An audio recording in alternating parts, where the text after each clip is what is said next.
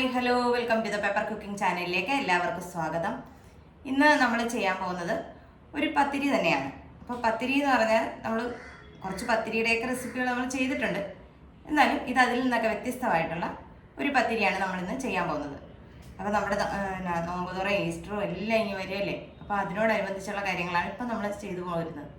അപ്പോൾ നമുക്ക് ആ പത്തിരി എങ്ങനെയാണ് ഉണ്ടാക്കുന്നത് നോക്കാം. ഈ പത്തിരി എന്ന് പറയുന്നത് പത്തിരിക്കല്ല പ്രത്യേകതയുള്ളത്, അതിനകത്ത് വെക്കുന്ന ഫില്ലിങ്ങിനാണ്. അതായത് നമ്മൾ സാൻഡ്വിച്ചൊക്കെ ചെയ്യുന്നത് പോലെ ഒരു ഫില്ലിങ്ങാണ് നമ്മൾ ഇതിനകത്ത് കൊടുക്കാൻ ഉദ്ദേശിക്കുന്നത്. അപ്പം നമുക്കത് എങ്ങനെയാണ് ചെയ്യുന്നതെന്ന് ഒന്ന് നോക്കാം. നമുക്ക് ഇതിലേക്ക് ഒരു 2 കപ്പോളം മൈദപ്പൊടി വേണം. അതായത് 250 ml കപ്പിനാണ് 2 കപ്പ് മൈദപ്പൊടി. 2 കപ്പ് മൈദപ്പൊടിയിലേക്ക് ആവശ്യമായ ഉപ്പ് കൂടിപ്പോകരുത്, ശ്രദ്ധിച്ചിടണം. ഇച്ചിരി കുറഞ്ഞാലും കുഴപ്പമില്ല, കൂടിപ്പോകരുത്. ഉപ്പിട്ട് നന്നായിട്ടൊന്ന് തിരുമ്മി കൊടുക്കുക. തിരുമിയതിന് ശേഷം നമ്മൾ ഇതിനകത്തേക്ക് വെള്ളമല്ല ചേർക്കുന്നത്, കുറച്ച് പാലാണ്. പാല് ചേർത്താണ് നമ്മൾ കുഴയ്ക്കുന്നത്. അതായത് വെള്ളം ചേർത്താൽ അതിന് ആ ഒരു ഇത് കിട്ടത്തില്ല. നമ്മൾ ഇത് ചപ്പാത്തിക്ക് കുഴയ്ക്കുന്നത് പോലെ കുറേശ്ശെ പാലൊഴിച്ച് നമ്മൾ മാവ് കുഴച്ചെടുക്കണം.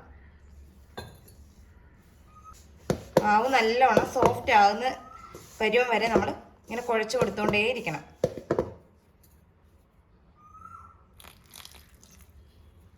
ഒറ്റ ഇതായിട്ട് പാലൊഴിക്കരുത്, കുറേശ്ശെ ഒഴിച്ച് വേണം നമ്മൾ ആ മാവ് മയപ്പെടുത്തി എടുക്കാനായിട്ട്. നന്നായിട്ട് തേച്ച് കുഴച്ച് തന്നെ എടുക്കണം. നമ്മളിതേ മാവ് നന്നായിട്ട് കുഴച്ചെടുത്തിട്ടുണ്ട്. ഇതിൻ്റെ പുറം ഉണങ്ങി പോകാതിരിക്കാൻ വേണ്ടിയിട്ട് നമുക്കൊരല്പം എണ്ണ തൂത്ത് കൊടുക്കാം.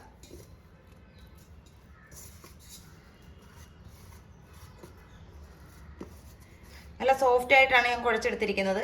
ഇനി ഇരിക്കും തോറും ഇതൊന്നുകൂടെ സോഫ്റ്റ് ആകും.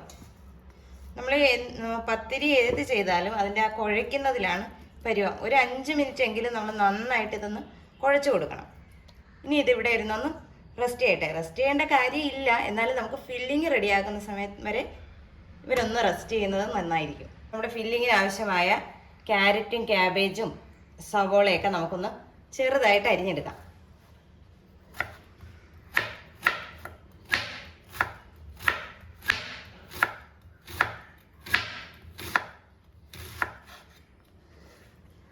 ക്യാബേജ് ഇതുപോലെ അരിഞ്ഞതിന് ശേഷം ഇത്രയും നീളമുണ്ട്. ഇപ്പം ഇത്രയും നീളത്തിൻ്റെ ആവശ്യം നമുക്കില്ല ഫില്ലിങ്ങിലേക്ക്.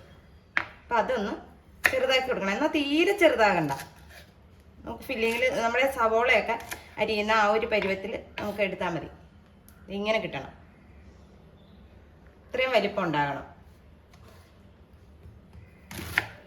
ഒരുപാടൊന്നും വേണമെന്നില്ല, എന്നാലും നമുക്കൊരു അത്യാവശ്യത്തിന് ഒരു 100 ഗ്രാമെങ്കിലും നമ്മൾ അരിഞ്ഞെടുക്കണം.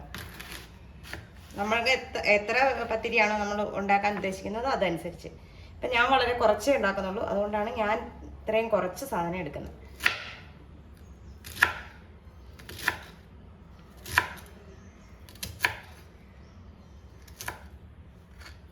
നിങ്ങൾക്ക് കൂടുതൽ വേണമെങ്കിൽ കൂടുതൽ ചേർക്കാവുന്നതാണ്.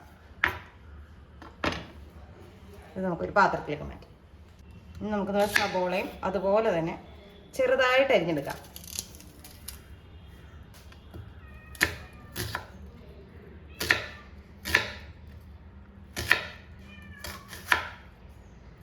ഇങ്ങനെ അരിക്കുന്നത് എന്താണെന്ന് വെച്ചാൽ ഇത് നമുക്ക് വഴറ്റിയെടുക്കാനുള്ളതാണ്. അപ്പോൾ അത് തീരെ ചെറിയ കഷ്ണങ്ങളൊന്നും ആകണ്ട, നമുക്ക് അകത്ത് വെക്കാനുള്ള ഫില്ലിംഗ് അല്ലേ.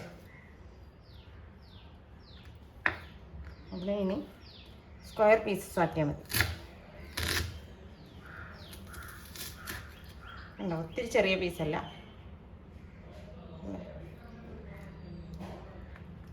ഇതുപോലെ ഒന്ന് അരിഞ്ഞെടുക്കാം. നമ്മൾ അരിയാനുള്ളതൊക്കെ അരിഞ്ഞു വെച്ചിട്ടുണ്ട്. ഇനി ചെറിയ ഐറ്റംസ് കൂടെ ഉണ്ട്, അതൊക്കെ നമ്മൾ ഫില്ലിങ്ങിൽ ചേർക്കുമ്പോൾ കാണിച്ചു തരാം. നമ്മളൊരു പാൻ അടുപ്പത്തോട്ട് വെച്ചിട്ടുണ്ട്. അതിലേക്ക് നമുക്ക് അല്പം സൺഫ്ലവർ ഓയിൽ ഒഴിച്ചു കൊടുക്കാം. അതായത് ഒരു 2 ടേബിൾ സ്പൂൺ വേണം. നമുക്ക് നമ്മുടെ സാധനങ്ങളൊക്കെ ഒന്ന് വഴറ്റിയെടുക്കാൻ വേണ്ടിയിട്ടാണ്. അപ്പോൾ എണ്ണ ഒന്ന് ചൂടായി വരട്ടെ. നമ്മുടെ എണ്ണ ചൂടായി വന്നിട്ടുണ്ട്. ഇതിലേക്ക് നമുക്ക് 1 ടീസ്പൂൺ ഇഞ്ചി വെളുത്തുള്ളി പേസ്റ്റ് ചേർത്ത് കൊടുക്കാം. ഈ നന്നായിട്ട് കുറച്ച് വയ്ക്കണം, എന്നിട്ട് ഇഞ്ചി വെളുത്തുള്ളി പേസ്റ്റ് ചേർത്ത് കൊടുക്കാവുള്ളൂ. അതോടൊപ്പം തന്നെ 2 പച്ചമുളക് ഞാൻ ചെറുതായി അരിഞ്ഞതാണ്. അപ്പോൾ എരിവ് നോക്കിയിട്ട് വേണം. ഇത് എരിവ് കുറവുള്ള പച്ചമുളക്, എന്നാലും 2 ഞാൻ ചേർത്തിട്ടുള്ളൂ. അപ്പോൾ അത് നോക്കി വേണം നിങ്ങൾ പച്ചമുളക്. ഇനി നിങ്ങൾക്ക് എരിവ് വേണ്ടാന്നുണ്ടെങ്കിൽ പച്ചമുളക് ഒഴിവാക്കാം. ചെറുതായി അരിഞ്ഞു വെച്ചിരിക്കുന്ന വേപ്പില അത് നമുക്ക് ചേർത്ത് കൊടുക്കാം. ഇത് നന്നായി വഴട്ട് വന്നിട്ടുണ്ട്. അപ്പോഴത്തേക്ക് നമ്മൾ അരിഞ്ഞു വെച്ചിരിക്കുന്ന സവോള ചേർത്ത് കൊടുക്കാം. നമ്മൾ ഇച്ചിരി കനത്തിലാണ് സവോള അരിഞ്ഞു വെച്ചിട്ടുള്ളത്. അത് നന്നായിട്ടൊന്ന് നമുക്ക് വഴണ്ട് കിട്ടണം. നമ്മുടെ സവോള നിറം മാറാൻ തുടങ്ങിയിട്ടുണ്ട്. അപ്പോഴത്തേക്ക് നമുക്ക് ക്യാരറ്റ് ചേർത്ത് കൊടുക്കാം.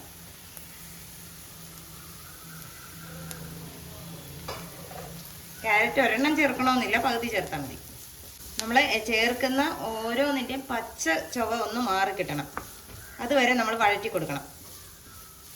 ഇല്ലെങ്കിൽ ചിലതിൻ്റെ റോ ടേസ്റ്റ് അങ്ങനെ തന്നെ നിൽക്കും. അപ്പോൾ അതുണ്ടാകാൻ പാടില്ല. നമ്മുടെ ക്യാരറ്റും നന്നായിട്ട് വാടിയിട്ടുണ്ട്. അപ്പോഴത്തേക്കും നമ്മുടെ ക്യാബേജ് അത് ചേർത്ത് കൊടുക്കാം.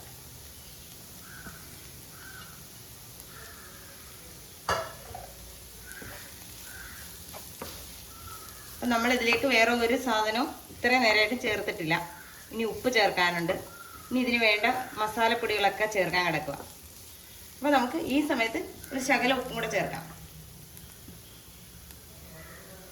നമ്മുടെ ഫില്ലിങ്ങിന് ആവശ്യമായ ഉപ്പ്.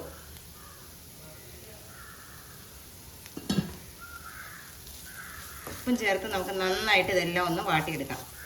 ഇനി നമ്മുടെ ക്യാബേജിൻ്റെ ആ ഇല കൂടെ ഒന്ന് വാടി കിട്ടിയാൽ മതി. നമുക്കിനി ഇതിനകത്തേക്ക് പൊടികൾ ചേർത്ത് കൊടുക്കാം. ഒരു 1/2 ടീസ്പൂണോളം മഞ്ഞൾപ്പൊടി. മഞ്ഞൾപ്പൊടി ചേർത്താൽ നന്നായിട്ടൊന്ന് ഇളക്കുക. അതിന് ശേഷം നമുക്ക് 1 ടീസ്പൂണോളം നമ്മുടെ കാശ്മീരി മുളക് പൊടി അത് ചേർത്ത് കൊടുക്കാം. ഒരു കളറിന് വേണ്ടി മാത്രം. നിങ്ങൾക്ക് എരിവ് കൂടുതൽ വേണമെങ്കിൽ കൂടുതൽ ചേർക്കാം. അതുപോലെ തന്നെ ഒരു 1/2 ടീസ്പൂൺ പെരിഞ്ജീരകപ്പൊടി, ഒരു 1/4 ടീസ്പൂൺ കുരുമുളക് പൊടി. ഇത് നമ്മുടെ പൊടിയുടെ പച്ച ചുവയാണ് നമുക്ക് മാറി കിട്ടേണ്ടത്. നമുക്ക് നന്നായിട്ടൊന്ന് ഇളക്കി കൊടുക്കാം. ഇതിലേക്ക് ഒരു 1/2 ടീസ്പൂൺ മല്ലിപ്പൊടി. പിന്നെ നമുക്ക് വേണ്ടത് ഒരു 1/2 ടീസ്പൂണോളം നമ്മുടെ ഗരം മസാലപ്പൊടി.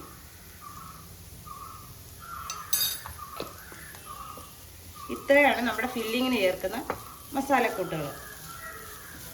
പിന്നെ നിങ്ങൾക്കിത് ചിക്കനിലോ ബീഫിലോ മുട്ടയിലോ എന്തിൽ വേണമെങ്കിലും ചെയ്യാം.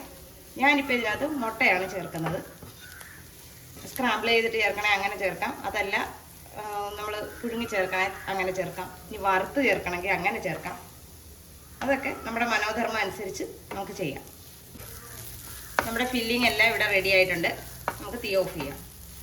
ഇത് ഞാൻ ആദ്യമേ പറഞ്ഞ കണക്ക് ചെറിയ തീയിലിട്ട് വേണം നമ്മളിത് ശരിയാക്കി എടുക്കാൻ. നമ്മുടെ മാവ് ഒരു ചെറിയ ഓറഞ്ചിൻ്റെ വലിപ്പത്തിൽ ഞാൻ ഉരുളകളാക്കി എടുത്തിട്ടുണ്ട്. അപ്പോൾ ഇത് നമുക്കൊന്ന് പരത്തിയെടുക്കാം. അപ്പോൾ ഒത്തിരി തിന്നായിട്ട് പരത്തണ്ട. നമുക്ക് തീരെ കനം കുറച്ച് പരത്തിയാൽ അത് ശരിയാകത്തില്ല. ഈ ഫില്ലിങ് വെക്കുന്ന കാരണം ചിലവ് പൊട്ടിപ്പോവും. അപ്പോൾ അതിന് അത്യാവശ്യം കനം വേണം. ഇച്ചിരി പൊടി നമ്മുടെ കൗണ്ടർ ടോപ്പിലോട്ട് ഇട്ട് കൊടുക്കാം. എനിക്ക് കൗണ്ടർ ടോപ്പിൽ പരത്തുന്നതാണ് സൗകര്യം ആയതുകൊണ്ടാണ് ഞാനിങ്ങനെ ചെയ്യുന്നത്. നിങ്ങൾക്ക് പലകയോ മറ്റ് സംവിധാനങ്ങളോ എടുക്കാം. നമ്മുടെ കൈവാക്ക് എങ്ങനെയാണോ അതുപോലെ നമ്മൾ പരത്തിയെടുക്കുക.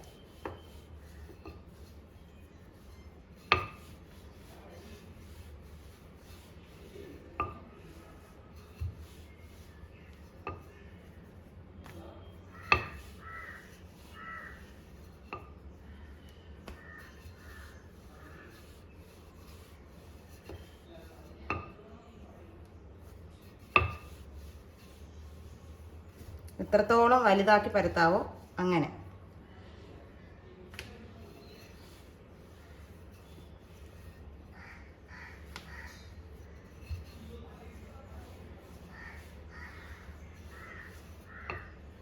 നമുക്ക് ചുട്ടെടുക്കാവുന്ന പാനിൻ്റെ വലിപ്പത്തിൽ വേണം നമ്മളിത് ഉണ്ടാക്കിയെടുക്കാൻ.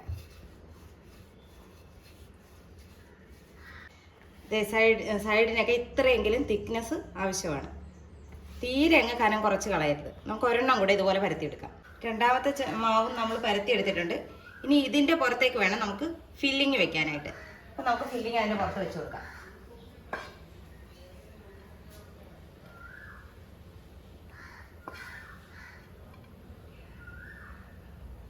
നമ്മൾ നിരത്തി വെച്ച് കൊടുക്കണം.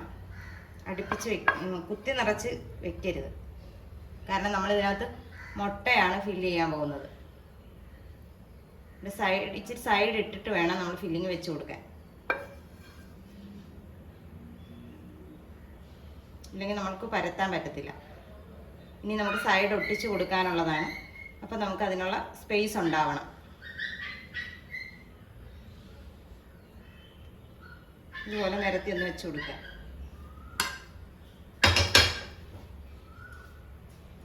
ഇതിലേക്ക് നമ്മുടെ മുട്ട 2ആയിട്ടോ 4ആയിട്ടോ എങ്ങനെയാണെന്ന് വെച്ചാൽ നിങ്ങളത് വെച്ച് കൊടുക്കുക.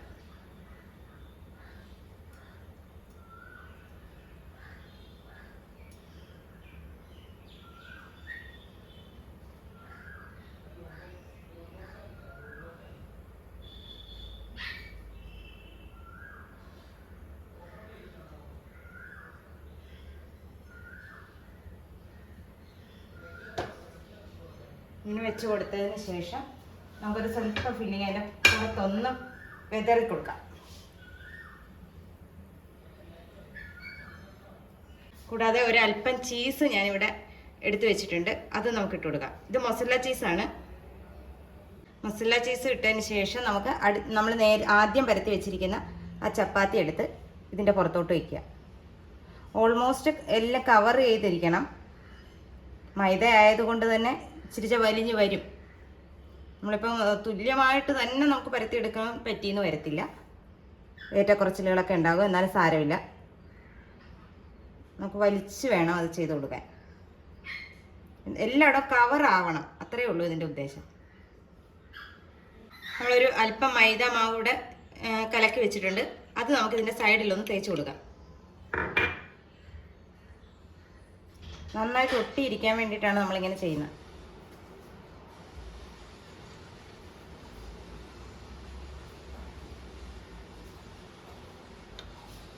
നമ്മൾ മാവ് തേച്ചത് നന്നായിട്ട് ഒട്ടിച്ചു കൊടുത്തിട്ടുണ്ട്. ഇത് ഇച്ചിരി ക്ഷമയോടുകൂടി വേണം നമ്മൾ പൊക്കിയെടുക്കാനായിട്ട്. നമ്മൾ ഇതിനകത്ത് ഫില്ലിംഗ് ഒക്കെ വെച്ചതാണ്, സൈഡ് ഒട്ടിച്ചതാണ്. അപ്പം കെയർഫുള്ളായിട്ട് വേണം നമ്മളിത് പൊക്കി നമ്മുടെ തവയിലേക്ക് ഇടാൻ. ഇങ്ങനെ ഇരിക്കും. ഇനി ഇതിൻ്റെ പുറത്ത് നമ്മൾ എണ്ണ ഒഴിച്ചു കൊടുക്കണം.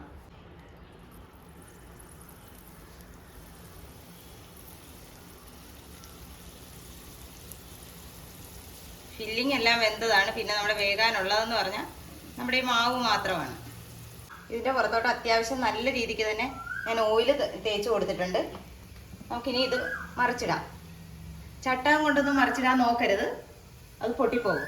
ഇതുപോലെ ഒരു സോസ് പാൻ എടുക്കുക, എന്നിട്ട് അതിലേക്ക് കമത്തുക. ഇങ്ങനെ മാത്രമേ നമുക്കത് ചെയ്തെടുക്കാൻ പറ്റത്തുള്ളൂ, ഇല്ലെങ്കിൽ എല്ലാം പൊട്ടി നാശമായി പോകും. അപ്പോൾ അതുണ്ടാവാതിരിക്കാനാണ് നമ്മളിങ്ങനെ ചെയ്യുന്നത്. അപ്പോൾ ഇതിൻ്റെ താഴത്തെ വശത്തും എണ്ണയുള്ളത് കാരണം നമുക്ക് പേടിക്കേണ്ട, അതവിടെ ഇരുന്ന് പതിയെ വെന്തോളൂ. നമ്മൾ പാനിന്ന് തിരിച്ചു മറിച്ചു വിട്ട് നമ്മുടെ പത്തിരി റെഡിയാക്കി എടുത്തിട്ടുണ്ട്. അപ്പോൾ ഇത്രയേ ഉള്ളൂ നമ്മുടെ പത്തിരിയുടെ പരിപാടി. ഇനി ഞാൻ മുറിക്കുമ്പോൾ കാണിച്ചു തരാം. നമുക്കിതൊന്ന് മുറിച്ചുകൂടെ നോക്കാം.